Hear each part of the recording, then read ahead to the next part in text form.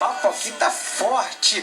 Pastores, se um novo convertido estiver nos ouvindo agora, que provavelmente tem muitos, o que vocês diriam para viver uma vida saudável diante de Deus, para que não venham experimentar esses dissabores de manifestações demoníacas, possessivas, opressões malignas? Eu sempre digo lá para as pessoas se aproximarem de Deus, porque perto de Deus você não vai ficar preocupado com... É aquilo que Paulo fala em Filipenses 4:8, né? Tudo que é puro, tudo que é santo, tudo que é amável, nisso pensais. O que vocês diriam para um novo convertido para, primeiro, não ter medo?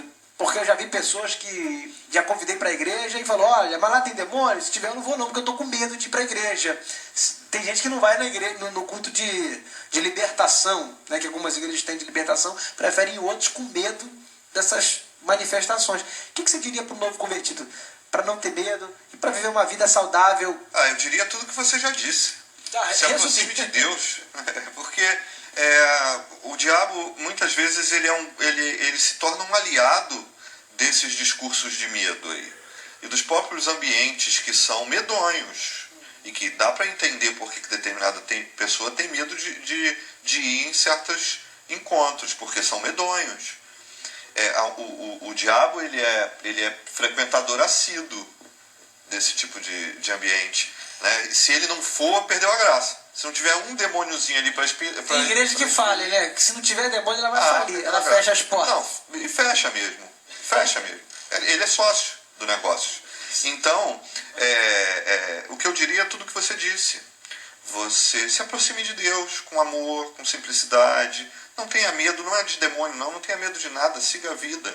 Vá em frente, no amor do Senhor e no caminho que é Cristo. E na simplicidade, né? Na simplicidade do Evangelho, lendo a palavra, orando com as armas espirituais que a gente crê, jejum, oração e leitura da palavra, né? Embora haja algumas questões aí, não se jejua mais, não e tal, mas isso é um fortalecimento espiritual, isso faz parte das disciplinas espirituais, né?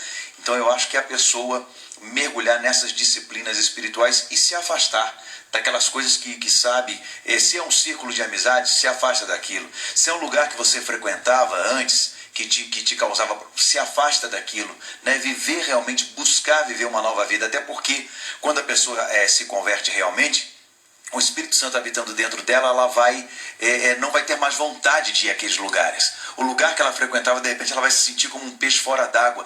E o Espírito lá dentro dela falando: seu lugar não é aqui, seu lugar já não é mais aqui. Isso é lindo. O diabo não é um rival de Deus, né? Isso que às vezes tem gente que confunde. O diabo é criatura. Então, até o próprio Lutero falou sobre isso numa das frases dele. Disse que o diabo é o diabo de Deus, porque só faz o que Deus permite. Eu achei interessante, porque às vezes tem esse dualismo, como se o diabo tivesse a mesma força que Deus. Eles estão numa briga de queda de braço e o homem está no meio disso tudo. Não temos que ter... A Bíblia diz que temos que não ignorar os ardis de Satanás, mas não precisamos de medo. O que precisamos é de temor a Deus, porque se cair na mão do diabo, Deus tira. Isso. Mas quem cai na mão de Deus, meu irmão, tem que ter... terrível coisa é. Pablo, eu diria para o recém-convertido, novo crente, o que diria para o crente antigo. Aquilo que o crente novo precisa é a mesma coisa que eu preciso. Independentemente de há quanto tempo eu tenho me convertido, qual tempo eu tenho de ministério. Pensa estar de pé, cuide para que não caia. Por quê? Independe da carteirinha. Independe. Por quê? Porque eu tenho as mesmas necessidades que ele tem. Ele tem as mesmas necessidades que eu tenho. Quais são? Palavra, oração e igreja. Eu costumo usar uma sigla, até muitas vezes para facilitar a compreensão das pessoas com as quais eu converso, mesmo na igreja, que é BOI. Bíblia, oração e igreja. Se a gente olha lá por início da igreja de Jerusalém, depois do discurso de Pedro e da conversão de mais de 3.000, a igreja nasce ali em Jerusalém, começa ali. E aqueles irmãos foram perseverantes exatamente nessas três questões: na palavra, na oração e na comunhão. Então isso, independentemente do tempo que se tenha de convertido, ou de igreja, não importa. Nós já temos aqui uma caminhada, né? E aquele que se converteu ontem, de repente, domingo, em alguma igreja, viu, meu irmão? Você precisa da mesma coisa que eu preciso. Bíblia, oração e igreja. E o senhor falou de um período, né, que a igreja começou, onde os cristãos estavam ali e eram lançados aos leões. Tinham as cabeças cortadas, a perseguição era muito forte e eles perseveraram, né? Estavam perseverantes ali. E às vezes a gente se acomoda em termos, a pessoa está passando por uma determinada situação e ela já se desespera, já entrega os pontos, já entrega a toalha, eu vou voltar, é melhor eu voltar para onde eu estava, porque lá eu não tinha esses problemas e tal. E nós nos esquecemos muitas vezes que pessoas morreram, deram sua vida e se tornaram verdadeiros mártires, porque Jesus não foi mártir. Ele morreu para nos salvar. Mártir é aquele que morre por uma causa. Jesus não morreu por uma causa, ele morreu para nos salvar. Mas mártires deram a vida pela causa do Evangelho e que chegou até hoje nessa facilidade que a gente tem de televisão e de rádio, de tudo, para que nós estivéssemos aqui. Verdade. Ninguém deve vir para o Evangelho esperando encontrar facilidades, mas deve buscar e encontrar e saber que realmente isso que existe no Evangelho, desafios. Quando o pastor, uma pessoa estiver na frente dele, uma pessoa manifestada, endemoniada, o que ela deve fazer? Como é que ela deve tratar esse ser? Olha, há poder no nome que é sobre todo nome. E Jesus disse que é nesse nome, no nome dele, que nós expulsaríamos demônios. Se ela não se sentir confiante, ela deve encarar, deve chamar alguém, acho deve que quando você botar a mão. não se sente confiante, você tem duas opções. Ou você encara para gerar confiança, ou você pede ajuda.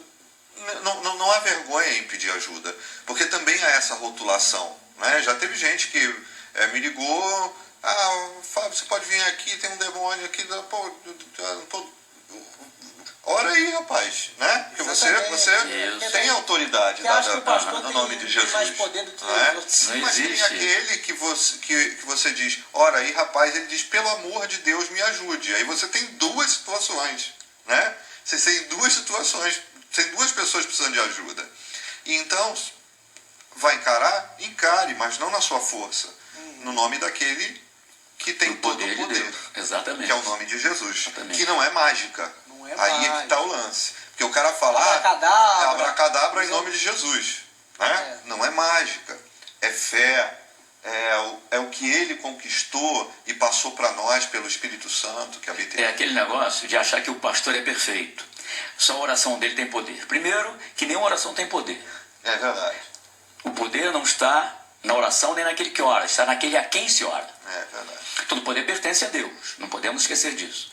Então todo crente, ele precisa sentir que ele pode sim, revestido do poder de Deus, enfrentar o diabo e expulsar o demônio de quem quer que seja. Porque só tem uma coisa que faz com que o crente não tenha nenhuma autoridade para fazer coisa nenhuma, não é só para expulsar demônio, não. Isso se chama pecado. Isaías diz, capítulo 59, que o pecado nos distancia, nos afasta de Deus, para que ele não nos ouça. Se há pecado na vida do crente, pecado que ainda não foi confessado, não se arrependeu ainda, não colocou diante de Deus, ele vai passar vexame. Não apenas diante de um endemoniado, mas diante de qualquer situação. Agora, se ele está em perfeita e absoluta sintonia com Deus, em comunhão com Deus, é aquele que realmente se coloca, primeiro, debaixo da poderosa mão de Deus. Aí sim, ele pode cumprir o que vem depois, resistir ao diabo e ele fugirá de vós. Eu tive uma experiência uma vez de um rapaz num retiro. Ele estava lá, estava meio se batendo, aí as irmãs de oração chegaram e começaram a repreender, a barrar, a repreender, o cara não saía, não se libertava. Eu falei, vou fazer diferente. Aí eu cheguei, irmã, dá licença aí. Fui até ele, abracei, disse que o amava. Falei, eu te amo, você é especial, você é precioso. Jesus morreu por você, você é amado de Deus e pela sua família. O cara foi acalmando. Hoje eu sou admirado por ele. Ele me admira e falou, cara, o que você falou para mim foi libertador. Não precisou chegar, mete a espada, Gabriel, mão para trás, saída agora de joelho. Não precisou nada disso. É interessante que a autoridade, aquilo que a gente falou, o machado quando está afiado, não precisa fazer força. Chega e só a tua presença, só a sua fala